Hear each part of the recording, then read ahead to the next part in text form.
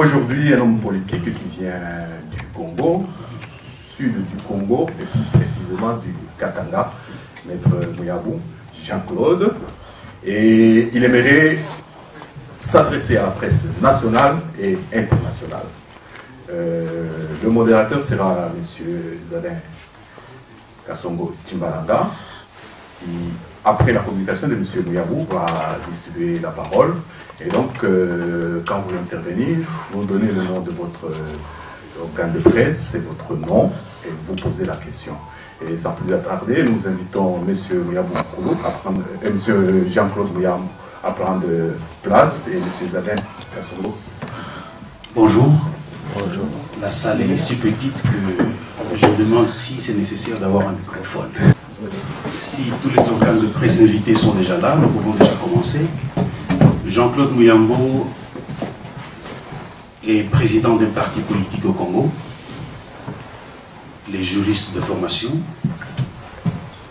Et en ce jour, il voudrait s'adresser à la presse internationale et nationale, puisque nous sommes en Belgique. Alors, si vous avez des questions, comme l'a dit Chefita tout à l'heure, vous pouvez poser, mais c'est plutôt une déclaration qu'il aimerait faire par rapport à la situation sociopolitique et économique au Congo. Donc, soyez tout oreille. Hier, le président de la République a parlé.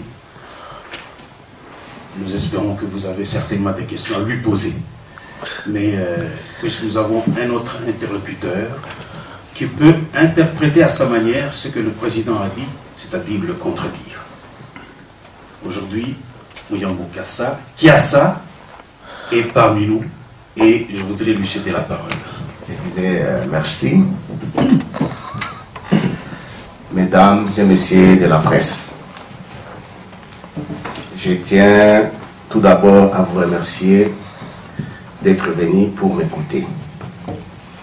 Ma présence devant vous, c'est de venir défendre une cause noble et vous mettre au courant de la situation socio-politique, économique et sécuritaire de la République démocratique du Congo. L'heure est grave pour le peuple congolais dans son ensemble. Faute de temps, je ne vais pas entrer en détail, mais d'une manière brève, je vais essayer de vous présenter la situation exacte de mon pays. La situation se présente de la manière suivante. 1. La situation sécuritaire. Là, je dirais carrément que l'État est quasi inexistant dans certains coins du pays. Et je tâcherai d'être concret et pragmatique. Je prends le cas de Béni. Vous ne pouvez pas vous imaginer les massacres. Les viols ont débuté depuis le mois d'octobre. Et jusqu'à samedi soir, on avait dénombré au moins 267 personnes tuées. Malheureusement encore, dans la nuit du 13 au 14, il y a eu encore massacre. C'est la raison pour laquelle l'évêque du diocèse de Butembo, Béni, a sollicité une enquête internationale. Je ne sais pas si vous pouvez vous imaginer. Vous dormez dans l'incertitude et à tout moment, les hommes armés peuvent venir vous massacrer, tuer vos proches. Et quid de l'État? Où se trouve l'État? Un autre exemple que j'aimerais vous donner, c'est l'exemple du Nord Katanga. Comme je vous avais dit, il y a beaucoup d'exemples, mais j'aimerais me limiter à ces deux-là. Le Nord Katanga, on n'en parle plus.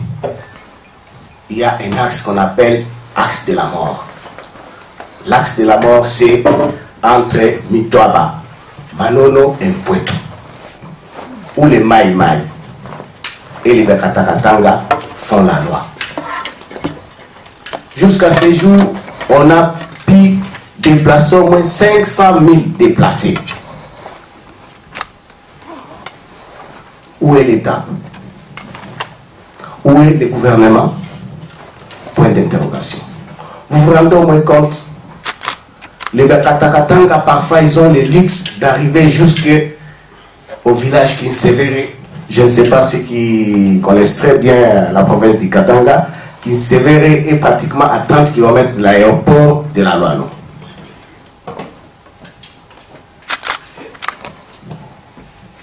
À Beni, tout comme au Nord Katanga, les crimes, les massacres et les carnages commis par les hommes armés contre la population civile dépassent tout entendement dans un état normal. Il y a lieu de remarquer que l'État congolais est incapable de protéger ses citoyens conformément à la Constitution et aux lois de la République démocratique du Congo. Car ces massacres et carnages sont à répétition et s'opèrent dans les mêmes circonstances de temps et de lieu. 2. C'est la situation socio-politique et économique. Pendant que le gouvernement de la République démocratique du Congo parle de la croissance macroéconomique pour démontrer que les indices économiques s'améliorent, il est regrettable et triste de vous faire remarquer que le social de la population ne fait que se dégrader, et c'est dans tous les coins du pays. La population ne mange pas. Je vais vous donner un exemple. Si on prend les travailleurs de la Société nationale des chemins de fer du Congo, en sigle SNCC, quand vous voyez ces travailleurs, vous allez les visiter dans leur camp. Vous avez l'impression d'être devant les gens qui sont malades. Mais en réalité, ils ne sont pas malades. Mais ce sont des gens qui ne mangent pas. Ils ont faim à tout moment. Ils ont déjà fait 87, les autres 88 mois d'un paiement de salaire. Est-ce que vous pouvez vous imaginer ils vivent dans quelles conditions?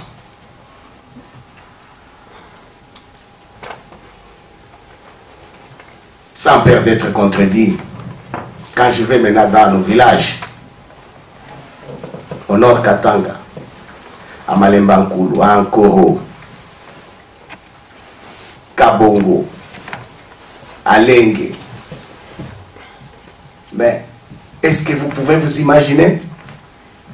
Les gens sont incapables d'avoir accès au sel, au savon.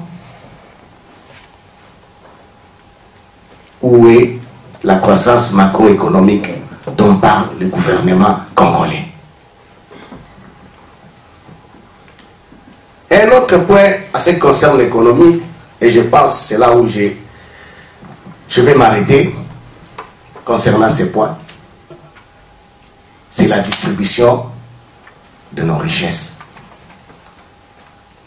Pendant la Deuxième République, la GECAMIL arrivait à produire 450 000 tonnes de cuivre. Et à ce moment-là, les prix des cuivres variaient entre 2000 et 2500 dollars américains la tonne.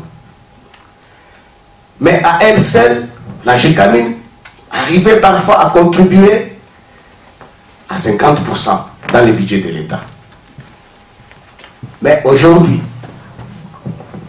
quand je prends toutes les sociétés minières confondues, nous arrivons pratiquement à produire presque, je dis presque, on va me dire 990, presque 1 million de tonnes de cuivre. Et le prix n'est pas à 2500. Depuis le 1er janvier 2012, le prix varie, le prix était de 7500. Et le prix varie aujourd'hui entre 6400 et parfois ça arrive à 9000, parfois à 12000. Et qu'est-ce qu'on fait avec cet argent? Et la production contribue à combien au budget de l'État? Je n'entre pas dans d'autres domaines. Dans moins de 12%. Le troisième point, c'est la situation des droits de l'homme. La liberté d'expression, de s'exprimer librement, n'est pas respectée en République démocratique du Congo. La presse est muselée. C'est là où je vous demanderai de faire quelque chose. Plus de 60 journaux et périodiques sont réduits au silence, uniquement parce que ce n'est pas de l'obédience de la majorité présidentielle. Même des radios communautaires dans le nord et le sud Kivu. Il suffit qu'une radio puisse informer la population correctement, que le ministre de l'information puisse envoyer des agents pour qu'on ferme cette radio. Des télés, n'en parlons même pas. C'est-à-dire, tant que vous ne faites pas l'apologie d'un membre du gouvernement, vous ne faites pas l'apologie du gouvernement de Kabila, ils ont l'obligation de venir fermer votre télévision. Vous avez vous-même suivi les rapports des ONG qui publient sur les violations massives des droits de l'homme. Et on fait tout pour les étouffer.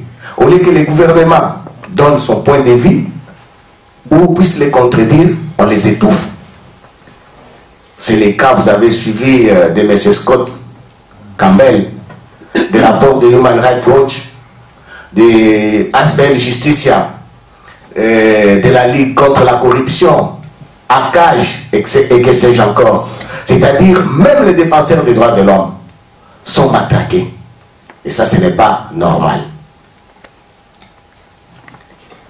Au lieu que le gouvernement donne des explications sur ces différents cas de violation des droits de l'homme, il préfère menacer et intimider les activistes des droits de l'homme.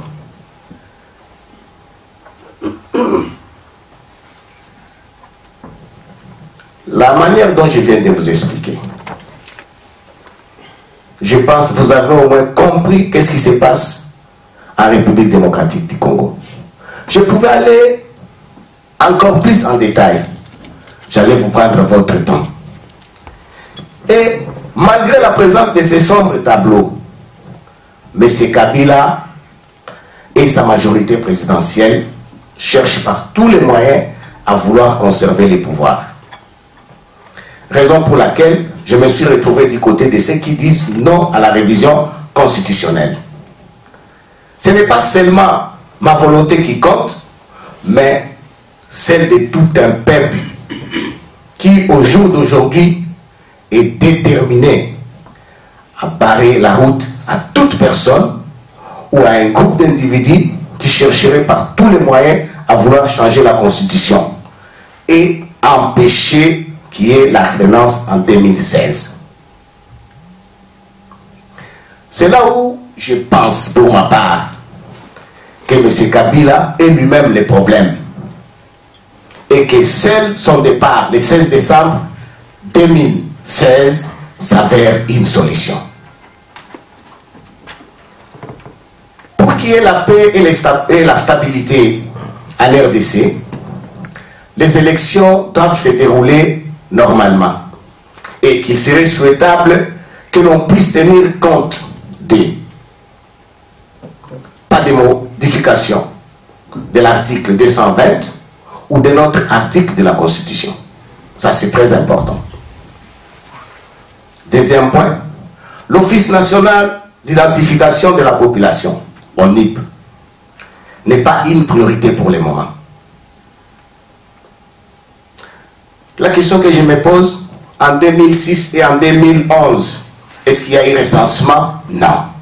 Et pourquoi maintenant il veut qu'il y ait recensement?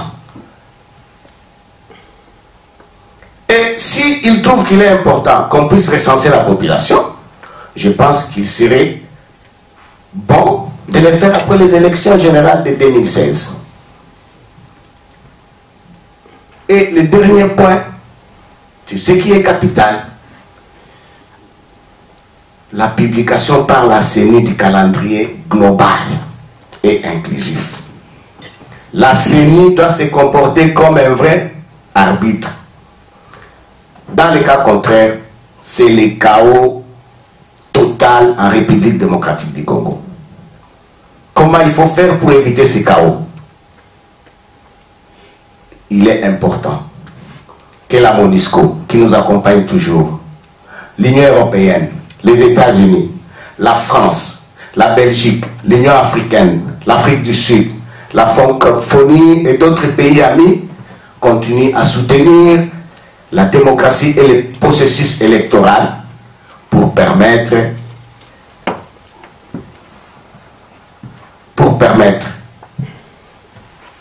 au peuple congolais non seulement de vivre en paix, mais aussi de développer des relations saines avec ses voisins et la communauté internationale. Et c'est par là que je vais conclure. Vouloir laisser M. Kabila torpiller la démocratie, c'est le déluge et l'effondrement en République démocratique du Congo. Car la population ne va pas se laisser faire. Ça, je vous le confirme. J'ai dit et je vous remercie.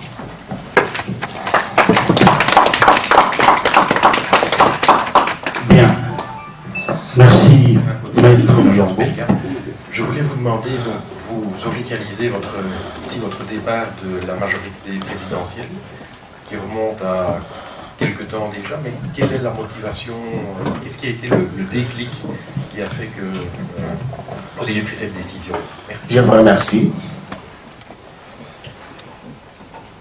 Ce qui m'a poussé à quitter définitivement la majorité présidentielle, la raison est simple. Je devais, il y a de cela 2 semaines, aller tenir un meeting de sensibilisation sur la non-révision de la Constitution dans la ville de Mbujimaï. J'ai été désagréablement surpris.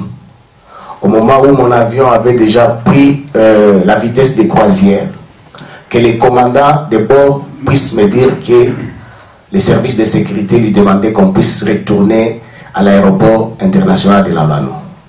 Et ça, j'ai trouvé que c'était inhumain et que c'était une façon de bafouer les droits de l'homme, que je ne pouvais pas supporter ça et je ne pouvais plus continuer à travailler avec la majorité présidentielle.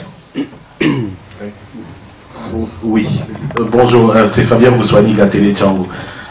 En répondant à une question tout à l'heure par rapport aux motivations qui vous ont amené à quitter la majorité présidentielle, vous avez parlé d'un incident lors de votre parcours d'avion vers la province orientale. Donc, Kasaï oriental. La Kasaï orientale. On a donc l'impression que vous avez quitté la majorité présidentielle par vengeance et non par conviction. Et donc, la question c'est de savoir, n'eût été cet incident, seriez-vous toujours dans la majorité présidentielle ou non? Deuxième petite question, vous venez du Katanga, vous parlez du Burkina Faso au cas où M. Kabila se maintenait au pouvoir après 2016. Je pense que pour mobiliser le Katanga, il faut compter aussi par, disons, compter sur vous-même, peut-être aussi par Kyungu Akumwanza, peut-être aussi par Moïse Katumbi.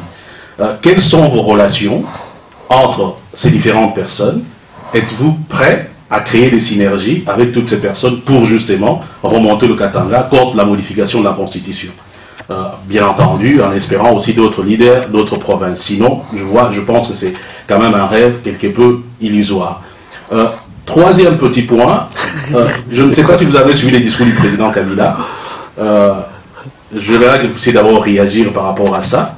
Et les deux, on sent que peut-être la modification de la Constitution n'est pas vraiment la stratégie qui est mise en place pour le moment, et qu'on tendrait vers le glissement du calendrier électoral. Du moment lui-même dit que tout doit se faire par la commission électorale, alors qu'on sait que la commission électorale n'a pas déjà tous les moyens financiers et législatifs pour essayer un peu de faire ce travail-là. Donc on tend plus vers ce glissement. Comment allez-vous vous positionner par rapport à ce glissement qui, dans une certaine mesure, sera constitutionnel, parce que la loi, la Constitution dit clairement que le président reste en place jusqu'à l'élection du nouveau président. Donc, quelle sera votre position en ce moment-là? Est-ce que seriez-vous prêt pour un dialogue avec le gouvernement ou bien, voilà, c'est Burkina Faso comme solution? Merci. Je vous remercie. Vous avez posé plusieurs questions. Vengeance, je ne pense pas. C'est ce que je vous ai dit. Vous devriez quand même avoir le temps de me suivre. Je pense, je suis parmi les premiers qui a dit ouvertement à Kabila que j'étais contre son 3e mandat. Je pense que c'est là où le problème a commencé. Puisqu'ils m'ont demandé pourquoi tu l'as dit. Je lui ai dit pourquoi les autres disent aussi qu'il faut réviser la Constitution. Puisque en 2006, lorsque M. Païpaï échoue aux élections, j'ai accepté librement de soutenir Kabila. Mais c'est de mon droit encore, quand je trouve qu'il y a dérapage, de lui dire non, je ne suis plus d'accord avec vous et je ne veux pas qu'il y ait le 3e mandat. Mais lorsque je suis dans un avion, je ne suis pas seul, je suis avec mon bureau politique et qu'on nous demande de retourner, là les problèmes ne se posent pas, puisqu'il fallait être à notre place. Ce n'est pas puisqu'on nous a dit de retourner que j'ai dit je quitte la majorité présidentielle. Mais c'est lorsque le commandant me dit on ne peut pas retourner directement, nous risquons d'avoir un problème technique. Là, ça devient autre chose. Là, je pense qu'il faut être un idiot. Dès que vous rentrez encore, je m'excuse du terme, vous rentrez encore, vous dites je suis toujours dans la majorité présidentielle. Les Katanga, oui. Je vous avais dit qu'on était unis au Katanga contre la non-révision, on était contre la révision constitutionnelle. On me disait non, le Katanga, ne vous en faites pas, vous n'êtes pas suivi, vous êtes seul. Je ne sais pas si vous avez suivi. Les 9 et les 10, tous les dignitaires katangais se sont réunis à Kinshasa. Quand je dis tous les dignitaires, tous ils étaient là. Sauf Moïse qui est à Londres. Et moi je me trouvais ici. D'autres qui sont de l'opposition comme Tekoko Moulongo et Fabien Moutombe, qu'on n'a pas pu inviter. Mais tous ils étaient là. Et le deuxième jour, quelle était la réponse? Non à la révision constitutionnelle. C'est pour vous dire que pour les restes, comprenez, on ne joue pas au solo. C'est-à-dire, à Kin, nous avons des contacts. Nous sommes avec Fa, nous sommes avec Fayoulou, nous sommes avec Kamere. On parle avec tout le monde. Avec le secrétaire général de l'IDPS, on parle avec tout le monde. C'est-à-dire, à un certain moment, nous savons ce que nous pouvons faire. Stratégie de Kabila, oui, nous on était déjà au courant. On savait directement, il voulait s'appuyer à l'Office national d'identification de la population. On est conscient. C'est pour cela que vous verrez, on a déjà commencé à dire que ce n'est pas une priorité pour nous. Parce qu'effectivement, maintenant, il veut jouer et avec l'ONU, et avec la CENI, et la Cour constitutionnelle. On est au courant. Ce sont des stratégies. Mais c'est comme je vous ai dit, on ne va pas se laisser faire. Et on est conscient de ça. Nous allons prendre nos responsabilités au moment voulu et au moment opportun. Encore une question? Oui, voilà, allez bien Mongala, les amis de Wechi. Vous avez parlé de la situation d'insécurité à l'est du pays, à Beni précisément, et également au Katanga avec les Bakata. Katanga. La question qui se pose est celle-ci. À qui profitent tous ces crimes? Qui sont les véritables responsables de toutes ces tueries? Et pourquoi est-ce que le gouvernement congolais jusqu'à aujourd'hui n'arrive toujours pas à résoudre ces problèmes? Voilà un peu ma petite question par rapport à cela. Je vous remercie. À qui profitent ces crimes? En toute honnêteté, je ne saurais pas vous dire ça profite à qui. Mais au moins, ce qui est vrai, ça démontre effectivement que l'État n'existe pas. Puisque si réellement on avait un État et une armée, je ne peux pas m'imaginer qu'on puisse se réveiller un bon matin. On vient au massacre au moins plus de 20 personnes et le lendemain, l'État ne réagit pas, il y a encore une cinquantaine de massacres. À ce moment-là, moi, j'ai dit que l'État n'existe pas. Mais, comme l'a dit l'évêque de Butembo Beni, Monseigneur Paloukou, je pense qu'il serait souhaitable effectivement qu'il y ait une commission internationale. Puisque avec une commission internationale, à ce moment-là, j'aurai une réponse à votre question. Les crimes profitent finalement à qui? Est-ce que vous pouvez vous imaginer le chef de l'État est à Beni? Le même jour qu'il quitte Beni, le lendemain, on vient encore, on massacre la population. Là, même moi-même, ça me dépasse. Merci. Encore une question. Ouais.